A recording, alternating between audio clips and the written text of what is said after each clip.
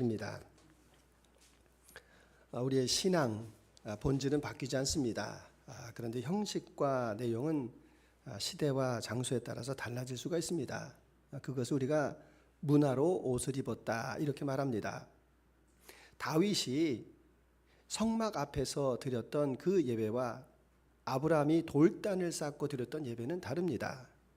그 예배가 다른 형태로 또 건축 양식으로 나타나는 것이 다윗이 성전 짓기를 간절히 원하였을 때 하나님께서 그의 아들 솔로몬을 통하여서 성전을 허락해 주십니다. 근데 그 성전 건축 가운데에서 한 가지 특이한 점을 발견합니다. 모세의 성막을 보시게 되면 그 기물들 그 가운데에서 물두멍이라는 게 있습니다. 이 물두멍이라고 하는 것은 제사장이 손을 씻고 발을 씻고 제물을 씻습니다. 그래서 히브리어로는 가요르라는 단어를 쓰고 있는데 노수로 만든 이런 그릇입니다. 물을 담은 그릇입니다. 그런데 이 물두멍이 솔로몬 시대에 와가지고 솔로몬이 그것을 크게 만듭니다. 그리고 그 이름을 바다라고 말합니다.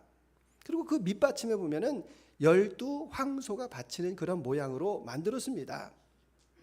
하나님께서 솔로몬을 통하여서 지혜를 주시고 그에게 하시는 깊은 의미의 말씀이 있다라는 이야기입니다. 자, 이 물두멍을 보시게 되면 솔로몬이 크게 만들었다고 말씀을 드렸습니다.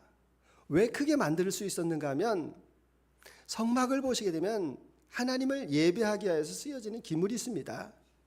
여기에서 보시게 되면 언약궤가 있고 여러분이 보시는 데에서 등대가 있고 말씀에 떡상이 있고 분향단이 있고 밖을 나가시면 번제단이 있고 물두멍이 있습니다. 다른 것들은 다 하나님께서 양식 사이즈를 딱 말씀하셨습니다. 이렇게 만들어라고 말씀하셨는데 유일하게 물두멍만 그 사이즈에 대해서 말씀하시지를 않으셨습니다. 솔로몬이 500년이 지나서 그 성전을 지으면서 그 사이즈를 아주 크게 만듭니다. 얼마나 큰가 하면 이 직경이 4.5m. 그러니까 여러분 우리 우리 교회 예배당 예배 조기까지 이렇게 둥글게 이렇게 만들었습니다. 물의 깊이를 만들었는데 2.28m입니다. 그러니까 한 이 정도. 그러니까 사람이 충분히 빠질 수 있는 양. 그러니까 이 안에 담겨져 있는 이 물의 양이 6,600리터의 아주 큰 이 물두멍을 만들고 이름을 지었습니다. 이름을 지었는데 그 이름이 바다. 바다. 왜 바다라고 했을까? 그 바다는 여러분 인천 앞바다, 부산 앞바다를 말하는 게 아닙니다. 히브리 사람들의 그 사고의 구조 가운데 바다라고 하는 것은 갈릴리 호수를 말하는 겁니다. 게네사렛 호수라고도 말하는 그 호수를 바다라고 했습니다. 그러니까 그 호수를 보시게 되면 거기에서 베드로가 물고기를 잡기도 하고 어업을 할 수도 있고 농사를 질 수도 있고 그러니까 굉장히 풍요스럽다. 즉 이 물을 담고 있는 이 물두멍, 이 바다를 통하여서 하나님의 은혜가 크시다. 이것을 상징적으로 보여주고 있습니다. 그래서 하나님의 사랑은 무한하시고 이타적입니다. 근데 우리의 사랑은 어떻습니까? 우리 사랑은 자기중심적입니다. 우리가 정말 사랑하는 자녀가 있습니다. 자녀를 왜 사랑합니까? 내가 낳았고 나의 본질이니까 사랑합니다. 남녀가 만나서 사랑합니다. 왜 사랑합니까? 이성이니까 끌리는 게 있으니까 호르몬이 있으니까 이렇게 사랑을 합니다. 그런데 우리가 잘 생각해 보시게 되면 그 사랑이라고 하는 것이 나 중심적이다라는 것을 알 수 있습니다. 미국의 퓨리 리서치라고 하는 데서 이제 이 조사를 한 게 있습니다. 뭘 조사를 했는가 하면 전 세계 17개 나라를 조사했습니다. 그래서 당신이 제일 중요하게 생각하는 게 뭡니까? 그랬더니 대부분의 나라에서 가정, 스페인이라는 나라에서는 건강 이렇게도 이야기하고 대만에서는 사회 안정 이렇게도 말합니다.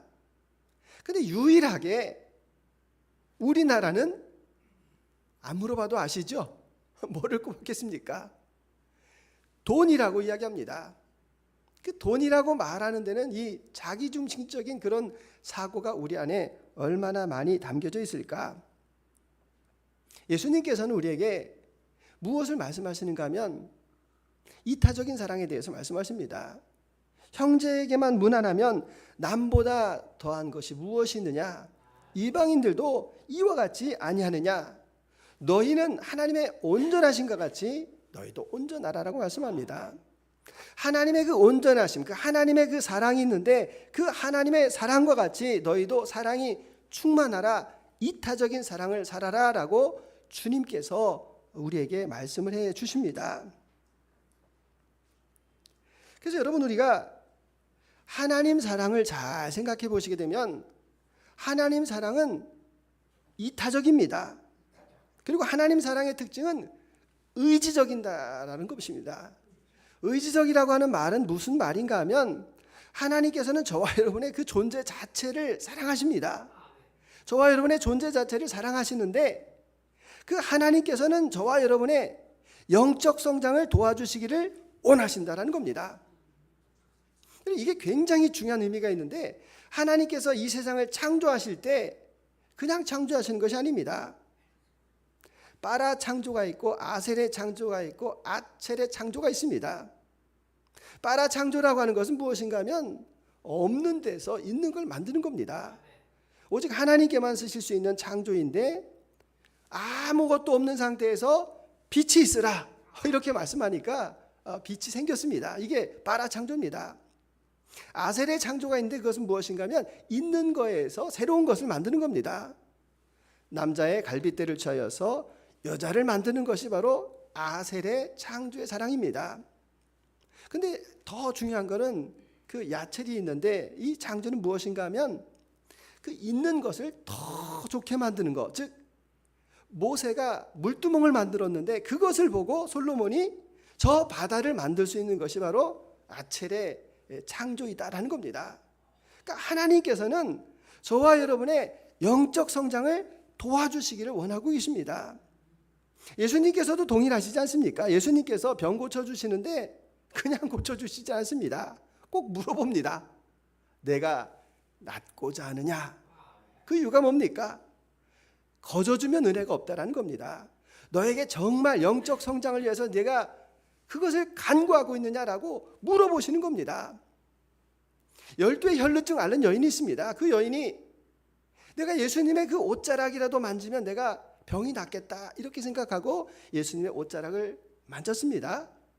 근데 그 시간이 촌음을 다투는 아주 중요한 시간입니다. 왜냐하면 회당장 야이로의 딸이 지금 죽어가게 생겼으니까 예수님 빨리 와서 고쳐주세요라고 하여서 머뭇거리거나 지체할 시간이 없음에도 불구하고 예수님께서 누가 내 옷자락을 만졌느냐라고 물어보십니다. 금방 제가 만졌습니다 이렇게 나오지 않습니다. 주저하는 시간이 있음에도 불구하고 그 여인이 부끄러움을 딛고 예수님 앞에 나와서 제가 그 옷자락을 만졌습니다. 딸아, 내 믿음이 너를 구원하였다. 반드시 그 사람의 의지를 물어보시고 그의 영적인 성장을 도와주신다라는 말씀입니다. 저는 이 말씀을 듣는 가운데에서 마음 가운데 굉장히 은혜가 됐습니다. 왜냐하면 성경에서 잘 풀리지 않는 것들에 대해서 제가 이해가 되기 시작했습니다. 성경을 보다가 보면은 좀 솔직하게 말씀을 드리면 하나님께서 다 고생시키는 얘기 아닙니까? 저만 그런가요? 아니 모세를 그냥 하나님께서 40년 동안 광야에서 고생시키시고 다윗을 10년 동안 고생을 시키시고 그리고 바울도 3년 동안 아라비아 광야에 가게 하시고 예수님조차도 아들이라도 순종함을 배우신다라고 이런 말씀이 나옵니다. 왜 하나님께서 우리를 이렇게 고생시키실까라는 생각이 제 안에 의문이었습니다. 또 다른 의문이 있었는데 하나님 뭘 좀 주시려면 좀 확실하게 좀 주시지 꼭 이렇게 애달프게 주셔야 되겠습니까? 간구하고 기도하는데 하나님께서 덥석 주십니까? 그 마지막 순간까지 그거 애가 타게 하시면서 그것을 주시고 많이 주십니까? 여러분은 많이 받는지 모르겠는데 저는 하나님께서 필요한 만큼만 주십니다. 하나님 이게 뭡니까? 또 평안할 때가 있는데 한 3년 5년은 평안하다가 한번 그 속을 홀딱 뒤집어 놓는 일이 왜 많이 없습니까?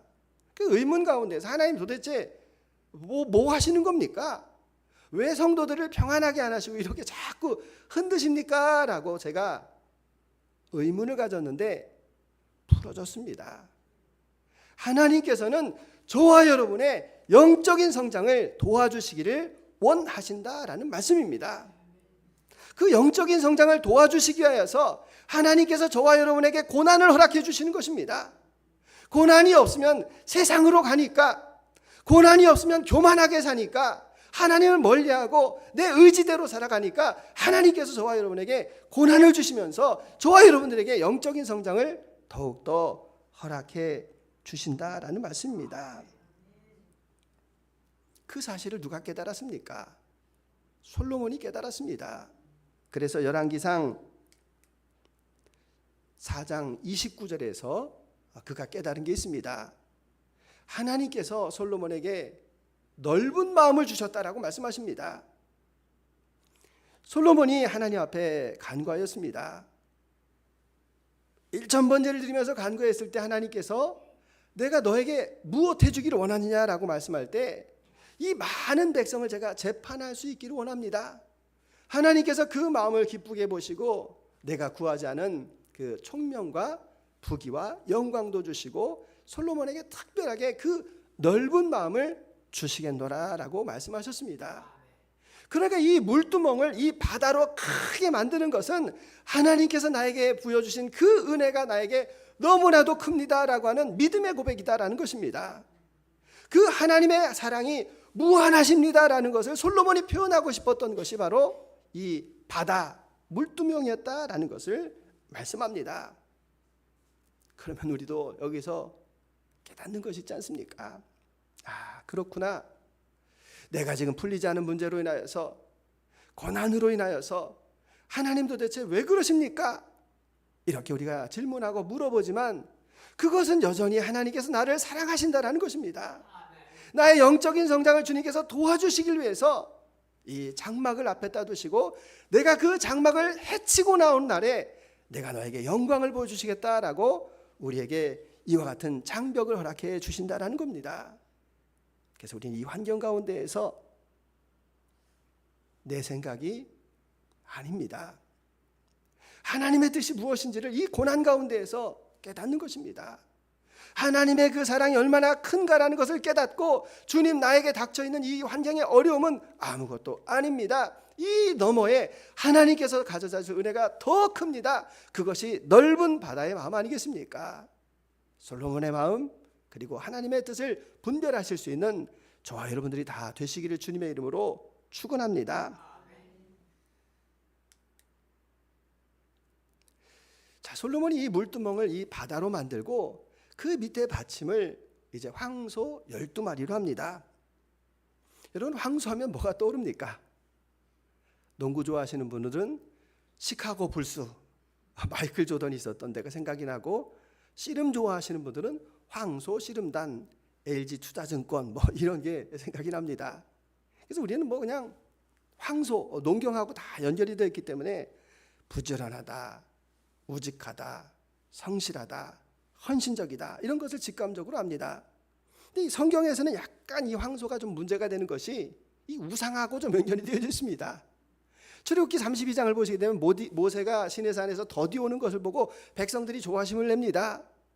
그리고 우리를 애굽에서 인도해낸 신을 만들라라고 아론에게 강요를 해가지고 아론이 금부치를 가져다가 짜잔 하고 황소를 만들었습니다. 그리고 이게 너희의 하나님이다라고 하여서 거기서 먹고 마시고 하나님 앞에 예배드린다라고 하여서 그들이 결국은 우상숭배로 징계받았습니다. 그때 황소가 나옵니다. 또 북이스라엘의 여로보암이 왕이 돼가지고 가만히 보니까 이제 이 북쪽에 있는 사람들이 절기 때가 되면 다 예루살렘 남쪽으로 내려가는 겁니다. 야, 이거 안 되겠다. 단과 베델 남쪽과 북쪽 끝에다가 제단을 만들고 황소를 세우고 이것이 바로 여호와 하나님이다. 이때에도 우상숭배로 나옵니다. 그럼 우리는 딱 생각할 때 저거 누가 만들었더라? 맞아, 이방인이었던 두로, 히람이 만들었어. 그럼 저거 가나안의 그 풍습을 받아들인 거 이거 우상 아니야? 이렇게 우리가 생각할 수 있습니다. 근데 여러분, 아까도 전제로 말씀을 드렸지만 재해석이라는 것이 있습니다. 문화의 옷을 입는 것입니다. 토착화라고도 얘기하고, 그리고 이제 이 문화화라는 그런 단어도 씁니다. 그러니까 재해석을 해서 그것을 하나님 앞에 영광을 돌린 것이 바로 이 황소의 문양입니다. 솔로몬이 생각한 황소 12마리는 뭐겠습니까? 12마리. 이스라엘의 12지파. 이 12지파가 저 하나님의 은혜를 깨닫고 하나님 앞에 헌신하며 살기를 원합니다라고 하는 그 결단으로 저와 같은 황소를 만들었다라는 겁니다. 여러분, 그 헌신이 얼마나 중요한가? 제가 재미있는 얘기를 들었습니다. 서울에 부자 장로님이 계셨습니다. 교회를 너무 성실하게 열심히 잘 섬기셨는데 그 아들들이 걱정입니다. 삼형제가 있는데 그 삼형제를 불러가지고 이렇게 얘기했다고 합니다. 야야, 내가 빌딩이 2채 있다.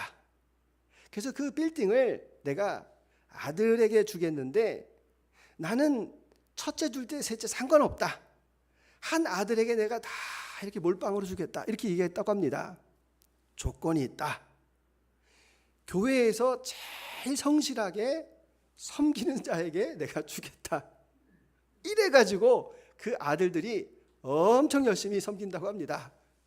그 아들들이 어떤 그 기구를 파는 데가 있는데 하여튼 그 교회에서 그 기구는 그 아들이 그냥 다 바꾸고 며느리가 성가대를 하고 굉장히 열심히 한다라고 해서 야, 그 장로님 정말 지혜로우시다 이렇게 생각했습니다. 여러분도 재산이 있으시면 꼭 그렇게 한번 활용해 보시기 바랍니다.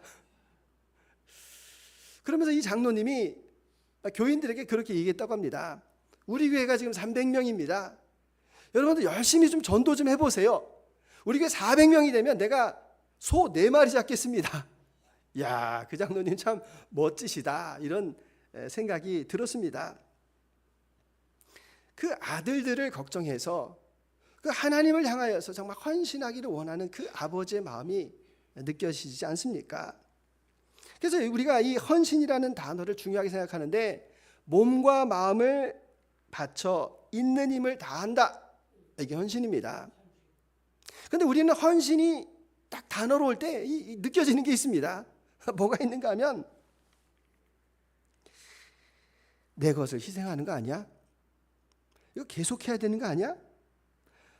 헌신하기 정말 너무 피곤하다 이렇게 생각합니다.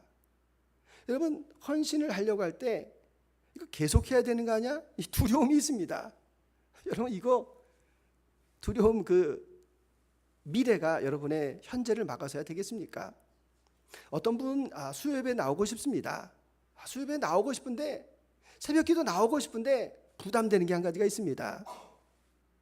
계속 못 나올 것 같으니까 괜히 한번 몇 번 나가가지고 괜히 또 목사님 마음 상하게 하는 거야? 목사님 걱정까지 하시면서 안 나오십니다. 여러분, 그런 거 없습니다. 하나님께서 그때에 주시면 나오면 되지 않습니까? 근데 또 내 믿음이 떨어졌습니다. 안 나와도 무방합니다. 그런데 또 하나님께서 마음을 주시면 나오셔야죠. 그게 하나님 앞에 순종하는 것 아닙니까? 우리는 항상 하나님 앞에 그 순종하는 그 자세를 우리는 그것을 헌신이다 이렇게 이야기합니다. 그래서 왜 우리는 하나님 앞에 헌신해야 되는가 하면 하나님이 그런 분이니까. 하나님이 우리에게 헌신하시는 분이니까. 하나님께서는 자기의 그 권리를 양도하셨습니다. 여러분, 이게 굉장히 중요한 말인데 권리를 양도하니까 하나님을 믿을 수도 있고 하나님을 안 믿을 수도 있는 겁니다. 예수님을 구주로 받아들일 수도 있는 것이고 예수님을 십자가에 못 박을 수도 있는 것이 주님께서 그분의 권리를 양도해 주셨기 때문에 그렇습니다. 그분의 헌신이 어디에서 나타나는가 하면 여러분, 우리가 십자가를 한번 생각해 보시기 바랍니다. 십자가에서 예수님께서 가장 큰 죄 없는 피해자였습니다. 가장 큰 피해자였는데 그 피해자가 가해자를 아무 조건 없이 용서해 주셨습니다. 이러면 좀 마음에 좀 닿질 않아가지고 이렇게 생각해 보겠습니다. 내가 잘못한 것도 없는데 어떤 사람이 와가지고 돌로 나를 쳤습니다. 그래서 막 피가 철철 나는데 뭐 이유를 다 불문하고 내가 그 사람을 용서했습니다. 그리고 내 피를 닦아가지고 그 사람의 상처에 이렇게 발라준다. 여러분, 이 십자가 아닙니까? 하나님의 그 헌신이 이와 같이 조건이 없으시다. 한이 없으시다. 이것이 바로 하나님께서 우리에게 말씀하시는 은혜입니다. 용서하셨을 뿐만 아니라 내가 너희를 사랑한 것 같이 너희도 사랑하라. 이렇게 말씀하셨습니다. 그것은 하나님께서 가지고 계시는 의존성이라고 말합니다. 의존성. 그것은 도와주고 도움을 받는 관계로 우리를 만들어 주셨습니다. 예수님을 보시게 되면 예수님께서 무리들을 먹이시기를 원하셨습니다. 그런데 제자들의 도움을 받습니다. 너희가 먹을 것을 주어라. 그래서 제자들이 어쩌지 해서 구해와가지고 물고기 2마리, 보리떡 5개를 가지고 그것을 가지고 예수님께서 은혜를 베풀어 주셔서 장정, 어린이, 모든 사람이 다 먹고도 남는 12광주리를 남기셨습니다. 물론 예수님께서 준비하시긴 하셨지만 제자들에게 가서 유월절 만찬을 준비할 수 있는 장소를 찾으라 이렇게 말씀하시고 그들의 도움을 받아서 성만찬을 베풀어 주십니다. 다 하실 수 있음에도 주님께서는 저와 여러분의 도움이 필요하시다라는 말씀입니다. 이것에 대해서 영국의 철학자 버틀랜드 러셀이라는 사람이 행복이란 무엇인가 라는 책에서 이렇게 이야기합니다. 여러분, 우리가 자연 상태에서는 평등할 수가 없습니다. 무슨 말인가 하면 키도 다르고 몸무게도 다르고 성격도 다 다릅니다. 그래서 그냥 가만히 내버려두면 평등할 수가 없다라는 이야기입니다. 그래서 서로 도와야 된다, 이것을 말씀하고 있습니다. 여러분, 그래서 우리가 남자와 여자를 왜 만드셨습니까? 기능적인 특징이 있어서 서로 도우라고 말씀하셨습니다. 그런데 오늘 우리 시대의 사회를 보게 되면 여혐, 여자 혐오한다는 말입니다. 남혐, 남자를 혐오한다는 이야기입니다. 극혐, 극도로 혐오하는 그런 반사회적인 그런 시대를 우리가 지금 살아가고 있습니다. 그래서 주님께서 우리에게 하시는 말씀이 무엇입니까? 고린도후서 8장 14절 같이 읽습니다. 이제 너희의 넉넉한 것으로 그들의 부족한 것을 보충함은 그에게 너희의 부족한 것을 보충하여 균등하게 하려 함이라. 아멘. 나의 넉넉한 것을 그에게 나눠주고 그의 넉넉한 것을 내가 받아서 하나님께서 원하시는 그 공평, 균등하게 하려 하신다라고 하시는 그 말씀의 의미가 됩니다. 그래서 사람에게 어느 때 행복한가? 여러분, 사람이 어느 때 행복한 겁니까? 그것은 선택과 즐거움과 의미가 부여될 때 행복한 겁니다. 선택이라고 하는 것은 무엇인가 하면 내가 선택하는 겁니다. 공부가 좋습니다. 운동이 좋습니다. 근데 내가 선택하지 않고 부모가 억지로 막 강요를 합니다. 그러나 아무리 좋아도 그것은 행복하지가 않습니다. 또 즐거워야 됩니다. 일을 하는데 막 즐거워야 되는데 그 즐거움이 어떤 물질적인 도구를 사용하여서 마약을 먹었는데 계속 즐겁다. 여러분, 이건 아닙니다. 내 안에 내재되어 있는 그런 그 즐거움이 내 안에서 막 솟아날 때 행복한 겁니다. 의미가 부여가 돼야 됩니다. 의무가 부여된다는 것은 내가 이 일을 하는 것이 참 보람이 있고 내가 누군가를 돕는 일이다라고 생각합니다. 그래서 한국 사람들이 돈을 좋아하는데 여러분, 그 돈이라고 하는 것이 어떤 의미를 가져다 주는 겁니까? 그것을 계속해서 끊임없이 추구하게 되면 이성을 잃어버립니다. 가족도 잃어버리고 관계도 다 끊어지고 그 정점에 이르렀는데 그 정점에 이르렀을 때 행복하냐라는 말입니다. 아닙니다. 그 마음 가운데 말할 수 없는 그 허탄한 마음, 그 허무주의가 그 돈으로 인하여서 내 심령 안에 꽉 차게 되어 있습니다. 그래서 우리는 의미 부여를 위하여서 헌신하는 겁니다. 그 빌딩을 가지고 있는 그 장로님이 그 자기의 그 재산을 가지고 그 자녀들을 도와주기 위하여서 그들에게 의미를 부여하는 것과도 마찬가지다는 겁니다. 그래서 주님께서는 우리에게 헌신을 원하고 계시는데 억지로 강제적으로 그런 헌신을 원하고 계시지 않습니다. 여러분, 우리가 이 요한복음의 말씀을 잘 기억하실 필요가 있습니다. 요한복음 13장 14절 같이 읽습니다. 너희가 나를 선생 또는 주라 하니 너희 말이 옳도다. 내가 그러하다. 예수님께서 나를 선생이요 주라고 말씀하십니다. 근데 우리는 기도할 때 뭐라고 기도합니까? 우리는 대부분 구세주, 전능자, 만왕의 왕, 어떤 통치자의 개념으로 생각해가지고 그 통치자 앞에 굴종하고 억지로 하는 것을 우리가 헌신이라고 생각할 때가 많습니다. 여러분, 그것은 잘못되어져 있는 헌신입니다. 대표적인 것이 누가복음 10장에서 보시게 되면 마르다와 마리아 이야기 다 아시지 않습니까? 마르다는 어떻게 생각합니까? 내가 예수님께서 위대하시고 훌륭하신 분이기 때문에 내가 그분을 섬겨야 된다라는 그런 의무감이 그녀의 마음 가운데 꽉 차 있습니다. 그러니까 하면 할수록 마음 가운데 심통이 나는 것이고 마음이 불편해지는 겁니다. 지배의 개념으로 생각하고 있으니까. 마리아는 어떤 개념입니까? 선생님이니까 내가 그 앞에서 배우기를 원한다. 나의 주인이시니까 나는 그분을 따르기를 원한다라는 그 즐거운 마음을 가지고 주님 앞에 나아가서 그 말씀을 듣고 있었다라는 것을 우리에게 말씀합니다. 여러분, 우리가 주님의 사역을 할 때 억지로 하는 경우도 있고 동정으로 하는 경우도 있습니다. 아유, 우리 교회는 교회도 작으니까 나라도 해야 돼. 뭐 이렇게 하시는 마음 감사하긴 한데 여러분, 그것은 바른 마음이 아닙니다. 저도 2주간에 정말 저를 힘들게 하였었던 그 고민에서 벗어났습니다. 저의 그 30년 동안의 고민이 한 가지가 있었는데 그것은 무엇인가 하면 제가 청년 때부터 소년원 사역을 했습니다. 그래서 늘 소년원 아이들을 보고 또 사역하시는 이재한 목사님을 보면서 내가 저 사역을 해야 되는가 이런 생각을 많이 했습니다. 그리고 이제 이재한 목사님이 이제 한 4, 5년 있으면 70이 되는데 그러면은 저 소년원을 어떻게 하지? 뭐 이런 고민이 저의 마음 가운데 다 있었습니다. 근데 주님께서 저에게 어느 순간에 은혜를 주셨는데 운전을 하고 가는 가운데에서 하나님께서 자연을 보면서 묵상하게 하셨습니다. 그때에 그 들판을 이렇게 보면서 저에게 주님께서 평안한 마음을 주셨습니다. 그리고 저거 누가 심었니? 그런 마음이 제 안에 들었습니다. 그리고 이번 여름에 여름 성경학교라는데 이재한 목사님께서 너무 사역을 잘하는 겁니다. 그전에도 봐왔지만 제 마음 가운데 사역을 너무 잘하신다.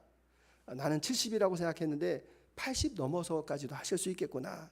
내가 그동안 나의 의로 인해서 내가 억지로 내가 즐거움 가운데 하긴 했지만 그 한켠에 있는 그 마음의 짐까지도 이제는 다 내려놔야 되겠다라는 그런 마음의 생각을 가지게 되었습니다.